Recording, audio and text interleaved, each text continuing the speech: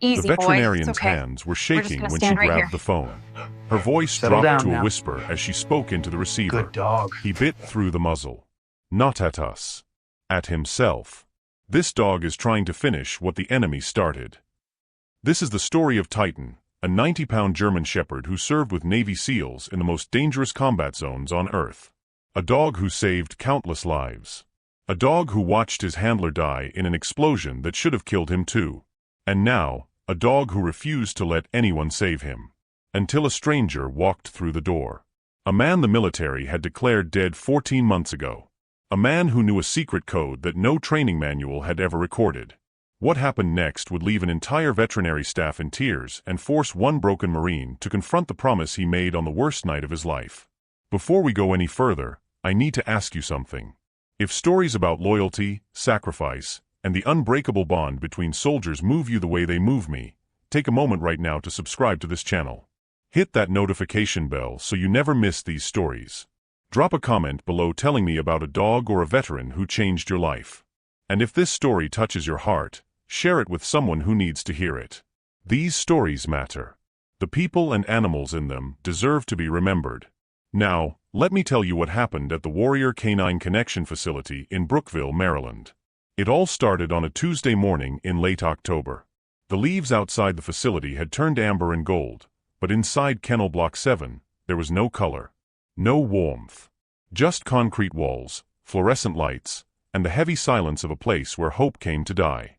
They called it the last stop. Military working dogs came to this facility when every other option had been exhausted. The ones too damaged for reassignment. The ones too dangerous for civilian adoption.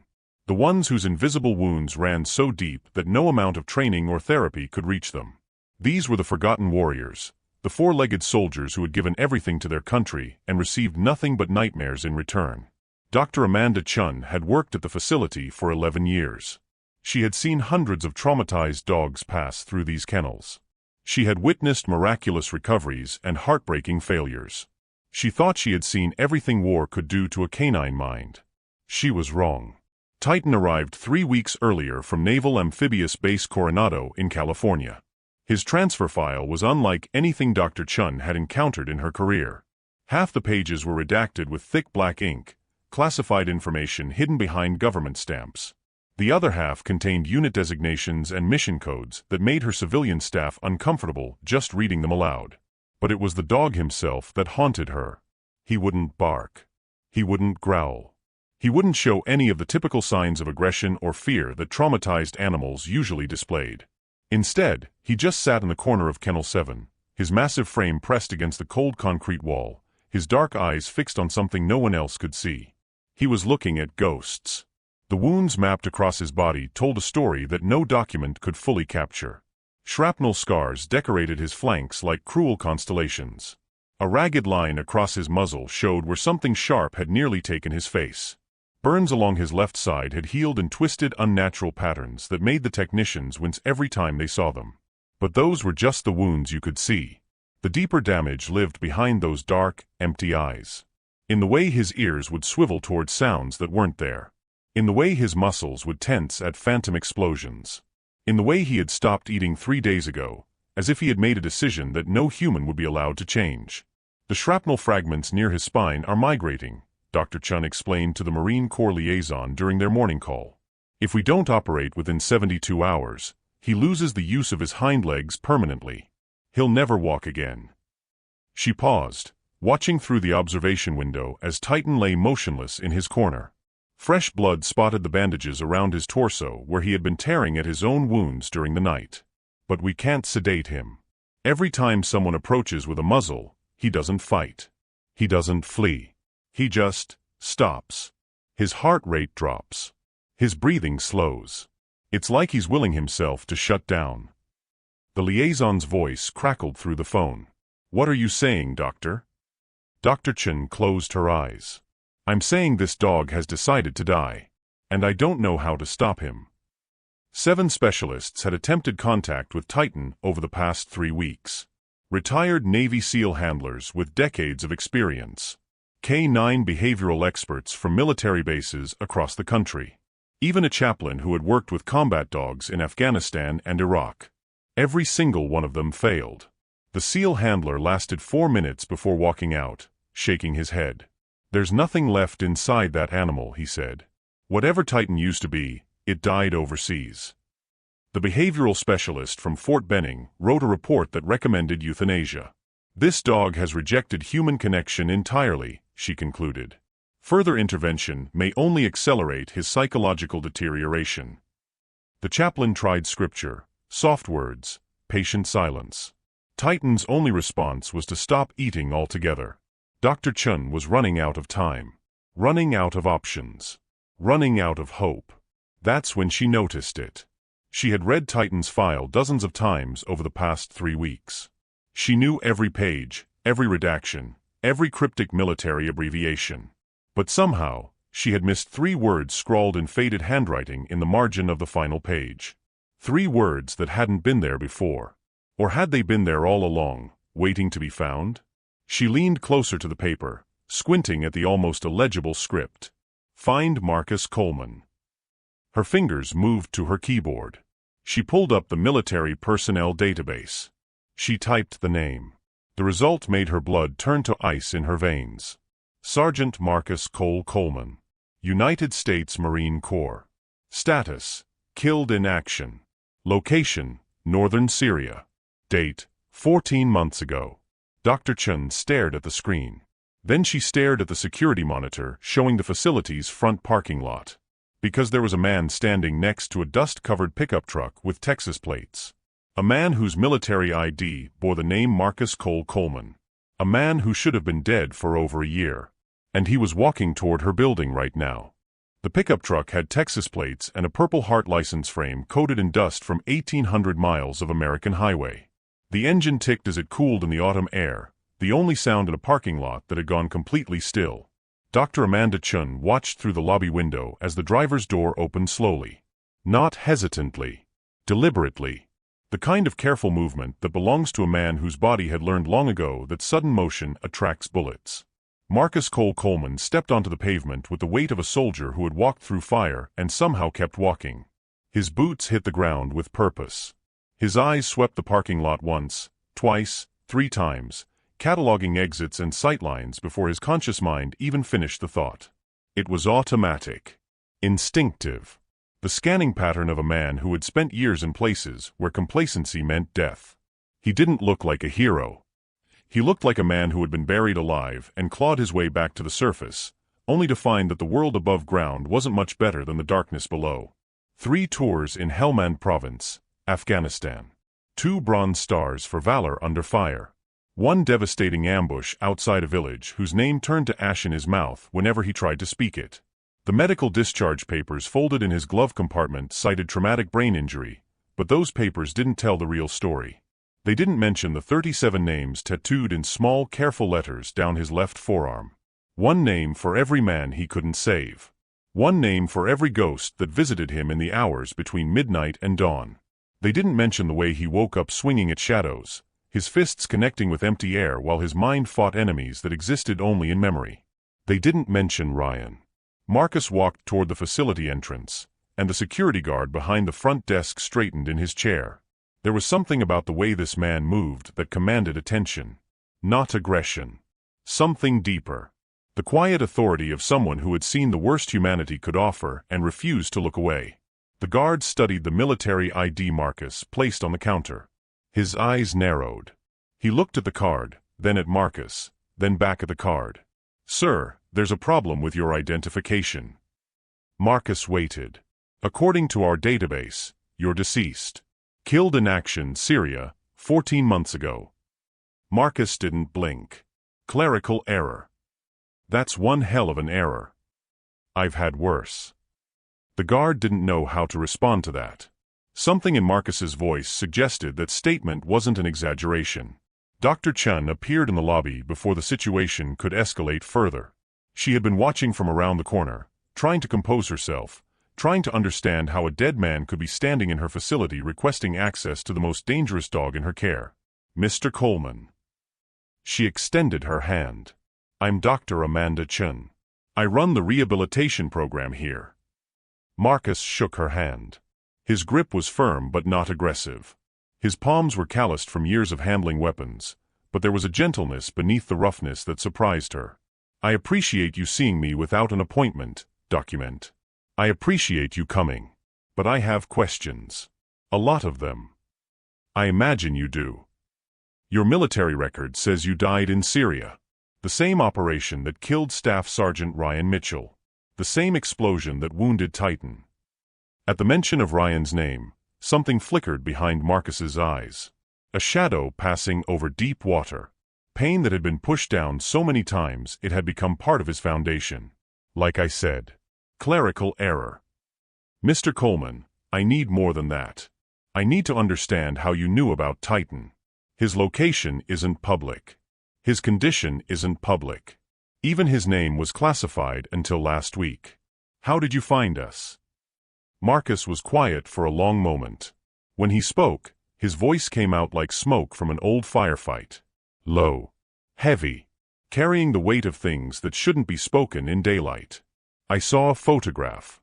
Facebook group for veterans. Someone posted a picture of a German shepherd who wouldn't eat, wouldn't respond, just stared at walls like he was watching something burn over and over again. He paused. I know that look, document. I see it every morning when I shave. I see it every night before I close my eyes. That dog isn't looking at walls. He's looking at a moment. A single moment that broke him so completely he doesn't know how to exist outside of it anymore. Dr. Chen felt something tighten in her chest. Mr. Coleman, we've had 7 specialists attempt contact with Titan. Navy SEALs. K-9 experts. A military chaplain. None of them could get through to him. What makes you think you'll be any different? Were any of them with DevGru in 2019? I don't know what that means. Then none of them would work. The answer raised more questions than it answered, but something in Marcus's certainty made Dr. Chen hesitate. There was no arrogance in his voice. No false confidence. Just the quiet conviction of a man stating simple fact. He's dying, she finally said. The shrapnel is migrating toward his spine. If we don't operate within 72 hours, he'll be paralyzed. But he won't let anyone sedate him. He won't eat. He's given up. Marcus nodded slowly. He hasn't given up. He's waiting. Waiting for what? For someone who speaks his language. They walked in silence through the facility corridors, past kennels holding other military dogs in various stages of rehabilitation. Some barked as they passed. Others watched with curious eyes. But as they approached Kennel Block 7, even those sounds faded away. This section was different. Quieter. Heavier. The air itself seemed to thicken as they walked deeper into the building. I have to warn you, Dr. Chen said as they stopped outside the steel security door. His previous reactions have ranged from complete dissociation to sudden self-harm. If he perceives you as a threat, if he reacts violently, he won't. You can't know that. Marcus turned to face her. For the first time, she saw past the soldier's mask he wore so naturally. She saw the fractures beneath. The grief. The guilt. The desperate hope that he was trying so hard to hide. Doc, that dog and I bled on the same sand. We breathed the same smoke. We watched the same man die while we couldn't do a damn thing to stop it. His voice dropped to barely a whisper. He'll know me. The same way I knew him the second I saw that photograph. The keycard beeped. The steel door opened with a heavy click. And there, in the corner of Kennel 7, lay Titan. 90 pounds of muscle and memory, pressed against the cold concrete wall. His dark eyes stared at nothing, seeing something far away, something that existed only in fire and thunder and loss. Bandages wrapped his torso, spotted with fresh blood where he had torn at them during the night. His breathing was shallow. His massive frame was too still. He looked like a soldier waiting for death to find him. Marcus stopped 3 feet from the gate. Titan's ears rotated forward. For 3 weeks, this dog had looked through every human who approached like they were made of glass. But now, for the first time, his nostrils flared. He inhaled deeply. Once. Twice. 3 times. Reading the air like a book written in scent. Dust. Diesel. Cordite. The ghost of foreign sand that never quite washes out of a man's skin, no matter how many years pass. The smell of the war they had both survived. "He knows," Marcus breathed. "He can smell the same dust I still taste every morning." Dr. Chen watched as Titan's body shifted. It was subtle, almost imperceptible, but after 3 weeks of complete stillness, any movement felt monumental. The dog's head lifted slightly. His eyes focused on Marcus with an intensity that made the hair rise on the back of her neck. Not aggression. Not fear. Recognition. Marcus lowered himself slowly to one knee. He didn't reach for the gate. Didn't make promises. Didn't offer treats or comfort or any of the techniques that professional handlers had tried and failed. Instead, he closed his eyes. And he began to whisper. Dr. Chen couldn't hear the words. They were too soft, too low, meant only for the dog on the other side of those bars. But Titan heard them. His entire body began to shake. Not from cold. Not from pain. From something deeper. Something that had been locked inside him since the night the sky turned to fire. Then his lips curled back. His muscles coiled. And in one explosive movement, he launched himself directly at Marcus Coleman. 90 pounds of military-trained aggression launched toward the gate with the speed and precision of a weapon designed to kill. Titan's massive body became a blur of muscle and fury, his jaws open, his eyes locked on the kneeling man before him. Dr. Chen screamed. Her hand shot toward the emergency alarm mounted on the wall behind her. Every protocol, every training session, every instinct screamed at her to activate the lockdown. To call for backup. To do something before this stranger was torn apart in front of her eyes. But Marcus didn't move. He didn't flinch. Didn't raise his arms to protect himself. Didn't scramble backward like any rational person would do when 100 pounds of teeth and trauma came flying at their face. He just knelt there. Eyes closed. Still whispering. Titan's paws hit the concrete floor 2 inches from the kennel gate. The impact should have carried him forward, should have slammed his body against the bars with enough force to bend metal. But instead, his legs buckled. His momentum died. His entire body collapsed like a puppet whose strings had been cut all at once. The silence that followed was deafening. For a long moment, nothing moved. Dr. Chen's hand hovered over the alarm, frozen in mid-reach. The security camera in the corner hummed quietly. Somewhere in another wing of the facility, a dog barked at nothing. But in Kennel 7, there was only stillness. Then Titan made a sound. It started low, somewhere deep in his chest, rumbling upward through his throat like something ancient breaking free after years of imprisonment. Not a growl. Not a bark. Something else entirely. A whine. Long. Keening. Broken. The kind of sound that doesn't come from physical pain. The kind of sound that comes from a soul recognizing something it thought was lost forever. Dr. Chen lowered her hand from the alarm. She couldn't speak. Couldn't breathe. Could only watch as this impossible moment unfolded before her. Titan's massive head pressed against the kennel bars. His body trembled violently, muscles twitching with emotions that had been suppressed for 14 months. His eyes, those dark empty eyes that had stared through every human for 3 weeks, were now fixed on Marcus with desperate intensity. And Marcus was crying. Tears cut silent tracks down his weathered face, dripping onto the concrete floor between his knees. His eyes remained closed. His lips continued moving, forming words too soft for anyone but Titan to hear. "Yeah," he finally said aloud, his voice cracked and raw. "I know, brother. I miss him too." Dr. Chen felt tears burning in her own eyes. She didn't fully understand what she was witnessing.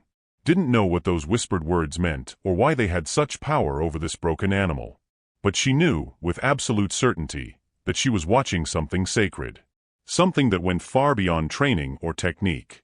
Something that felt like resurrection. "Mr. Coleman," she managed to say, her voice barely a whisper. "What did you say to him? That word you whispered. What was it?" Marcus opened his eyes. He looked at Titan, at the massive head pressed against the bars, at the body still shaking with the force of emotions too long denied. When he spoke, his voice carried the weight of mountains. A name. Whose name? The only one that matters. He didn't elaborate. Didn't explain. But something in his answer made Dr. Chen's chest tighten with understanding she couldn't quite articulate. Slowly, carefully, Marcus raised his right hand. He moved with the deliberate patience of a man approaching a wounded creature, giving Titan every opportunity to pull away, to retreat, to rebuild those walls that had kept him safe for so long. But Titan didn't retreat. Instead, he pressed harder against the bars. His nose pushed through the gap, touching Marcus's palm with a desperate gentleness that seemed impossible for an animal of his size and training. He inhaled deeply, drawing Marcus's scent into his lungs like oxygen, like salvation, like proof that he wasn't alone anymore. "He knows you," Dr. Chen breathed. "He actually knows you. We served together. Different units, same sandbox. But that's not why he knows me." "Then why?" Marcus was quiet for a long moment.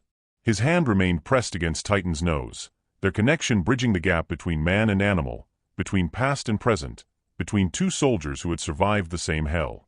"Because I was there when Ryan died." The name hit the air like a gunshot.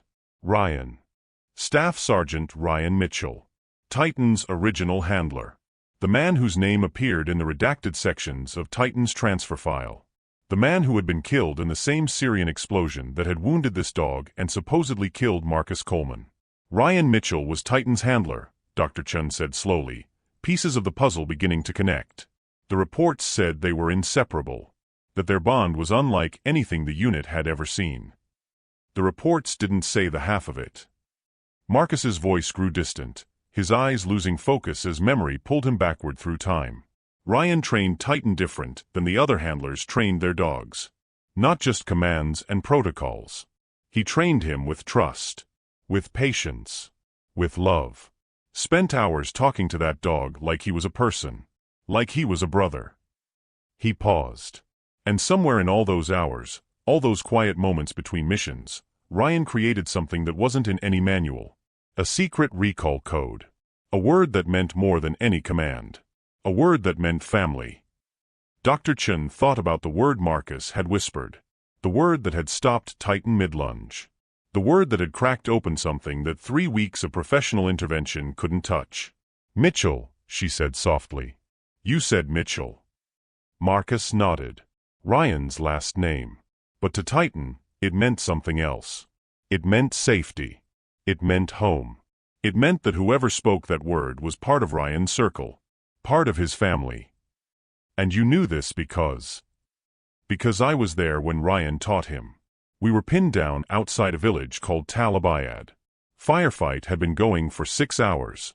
Ryan was wounded, bleeding out slow. Knew he probably wasn't going to make it to extraction. Marcus's jaw tightened with the effort of speaking these words aloud. He grabbed my arm, looked me in the eye, and he told me the code. Told me that if anything happened to him, I needed to find Titan. Needed to take care of him. Needed to make sure the dog knew he wasn't alone. Dr. Chen felt the weight of this revelation settle over her like a physical force. "He made you promise. He made me swear." Last words he ever spoke to me. Not goodbye. Not tell my family I love them. Just take care of my dog. Promise me. The raw grief in Marcus's voice was almost unbearable to witness. This wasn't a man who had come to help a troubled animal. This was a man fulfilling a sacred oath made to a dying friend. "But you were declared dead," Dr. Chen said. "The same explosion that killed Ryan. The records say you died too." Records are wrong about a lot of things. What happened, Mr. Coleman? What really happened that night in Syria? Marcus opened his mouth to answer. But before he could speak, Titan's head snapped up. His ears rotated toward the ceiling. His body went rigid. His eyes, which had been soft with recognition just moments before, suddenly went cold and distant. Dr. Chen heard it a second later. The rhythmic thump of helicopter rotors passing overhead. Routine traffic from nearby Fort Detrick. Nothing unusual. Nothing dangerous. But to a combat veteran and a war dog, that sound was something else entirely.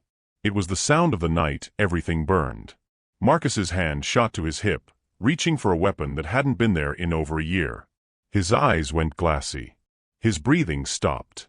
Titan's whining became a low, guttural growl. His muscles coiled.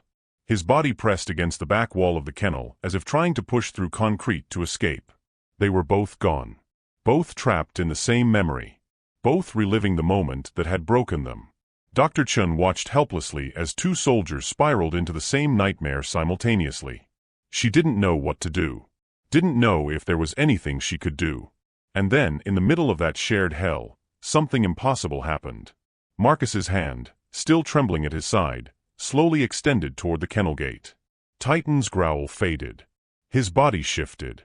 And somehow, across the barrier of bars and trauma and 14 months of separation, their eyes met. Not as strangers. Not as man and animal. But as brothers who had finally found each other in the dark. The helicopter faded into the distance. The silence returned. And when Dr. Chun looked at the security monitor mounted on the wall, she saw something that made her breath catch in her throat. A notification. A document flag. Something that had been buried in Titan's transfer file for over a year. A handwritten note, dated 3 days before Ryan Mitchell's final mission. She opened it. And what she read changed everything she thought she understood about why Marcus Coleman was really here. The handwritten note glowed on Dr. Chen's screen, the words burning themselves into her memory with every passing second. She read them once. Then twice. Then a third time, because surely she had misunderstood. Surely this couldn't be real. But it was real. Dated 3 days before the explosion that killed him, Staff Sergeant Ryan Mitchell had filed a formal request with the Department of Defense. His handwriting was neat, precise, the penmanship of a man who knew exactly what he wanted to say and understood he might not get another chance to say it. In the event of my death, I hereby request that military working dog Titan be retired to the permanent care of Sergeant Marcus Cole Coleman, currently stationed at Camp Pendleton, California.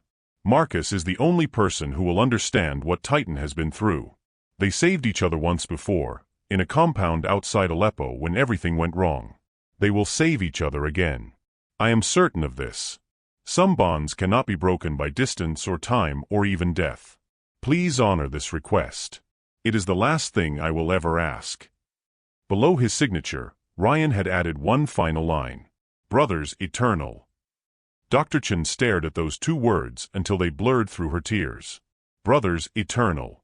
The same words that seemed to echo through everything connected to these 3 soldiers. The same words that bound them together across 14 months of separation, across bureaucratic failures, across an ocean of grief and trauma and loss. Ryan had known. Somehow, 3 days before his death, he had known that Titan would need Marcus. That Marcus would need Titan. That the only way either of them would survive what was coming was if they found their way back to each other. And he had made sure they would. Dr. Chun walked back to Kennel 7 on unsteady legs. The document was still glowing on her tablet, proof of something that felt too perfect to be coincidence, too meaningful to be chance. Marcus was still kneeling at the gate. Titan was still pressed against the bars. But something had shifted between them. The tension that had filled the air just moments ago, the shared spiral into nightmare triggered by the helicopter overhead, had transformed into something else entirely. Peace. Marcus's hand rested flat against the kennel gate. Titan's nose pressed against his palm through the bars. They breathed in sync, their chests rising and falling in perfect rhythm, 2 soldiers who had finally stopped fighting the war inside themselves. Mr. Coleman. Dr. Chen's voice came out hoarse. There's something you need to see. She handed him the tablet. Marcus read the document in silence. His hand never left the gate. Titan never moved away. The connection between them remained unbroken even as the weight of Ryan's final words settled over Marcus like a physical force. When he finished reading, he closed his eyes. He knew, Marcus whispered. That stubborn son of a gun knew. You didn't see this before? No one told you about the request. Marcus shook his head slowly. I spent 6 months in military hospitals after Syria. Another 3 in a VA rehabilitation facility. By the time I was functional enough to start asking questions, Titan had already been reassigned twice. The paperwork was buried. Lost. Forgotten. He looked at the tablet again, at Ryan's familiar handwriting, at the promise that had waited 14 months to be discovered. I came here because of a Facebook photograph. Because something in that dog's eyes looked exactly like the reflection I see every morning. I thought it was coincidence. I thought it was chance. His voice broke. But it was Ryan. It was always Ryan. Even from wherever he is now, he's still looking out for us. Dr. Chun made a decision in that moment. A decision that would have seemed insane just an hour ago but now felt like the only possible choice. "The surgery is scheduled for Monday," she said. "But Titan hasn't eaten in 3 days. His vitals are unstable.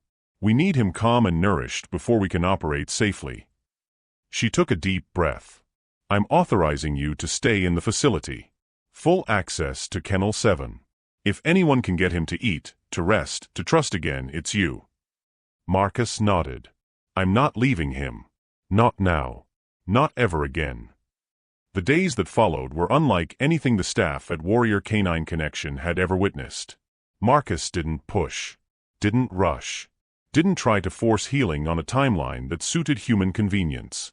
He simply sat outside Titan's kennel hour after hour, talking in low, steady tones about things that only the two of them could understand. He talked about Ryan. About the terrible jokes that made everyone groan even as they laughed. About the legendary poker games where Ryan somehow won every hand despite having the worst bluffing face in military history. About the arguments over Texas barbecue versus Carolina barbecue that had divided their unit more fiercely than any tactical disagreement. About the night in Aleppo when everything went wrong and Ryan carried a wounded Afghan child 3 miles through hostile territory because, as he said, the kid deserved to see his mama again. Titan listened. And slowly, impossibly, he began to heal. By day 2, he was eating again. Small portions at first, but enough to stabilize his vitals for surgery. By day 3, he had moved from the corner of his kennel to the gate, pressing his body against the bars as close to Marcus as metal would allow. By day 4, Dr. Chun made another unprecedented decision. She opened the kennel gate. Marcus entered slowly, moving with the same deliberate care he had shown since the beginning. No sudden movements. No expectations. Just presence. Just patience. Just the quiet certainty of a man honoring a promise to his fallen brother. Titan watched him approach. For a long moment, neither moved. Then Titan rose. He crossed the kennel floor one step at a time, his wounded body moving with painful determination, his dark eyes never leaving Marcus's face. When he reached the man who smelled like war and grief and home, he didn't stop. He pressed his entire body against Marcus's legs. Then he lowered himself to the floor at Marcus's feet. And finally, with a sigh that seemed to carry 14 months of exhaustion and loneliness and sorrow, he lay his massive head in Marcus's lap. It wasn't surrender. It was recognition. Soldier to soldier. Brother to brother. Marcus wrapped his arms around the dog who had waited so long to be found. Tears streamed down his face, but for the first time since Syria, they weren't tears of grief. They were tears of healing. The surgery happened 2 days later. Dr. Chen's team removed 3 remaining shrapnel fragments from Titan's spine. The operation took 4 hours, and Marcus waited in the hallway the entire time, pacing like an expectant father, refusing food or rest until he knew Titan was safe. When they finally allowed him into the recovery room, Titan's eyes opened immediately. His tail wagged. The first voluntary movement he had made in weeks. 1 month after that Tuesday in October, Marcus Cole Coleman walked out of the Warrior Canine Connection facility with Titan at his side. The discharge papers listed him as Titan's permanent guardian. The official designation noted successful rehabilitation of a military working dog suffering from severe combat-related trauma. But the papers didn't tell the real story. They didn't mention the promise Ryan Mitchell made before he died. They didn't mention the word that unlocked everything. They didn't mention the way 2 broken soldiers had reached across an ocean of grief and found something worth living for in each other. They didn't mention brothers eternal. Titan walks without a limp now. He runs through the fields behind Marcus's Texas farmhouse, chasing birds he will never catch, sleeping in patches of sunlight, dreaming dreams that no longer make him whimper in the night. And Marcus Coleman, for the first time in 14 months, sleeps through the night without reaching for a weapon that isn't there. They saved each other. Just like Ryan always knew they would. Some bonds are forged in fire. Some promises can only be kept by those brave enough to walk through darkness.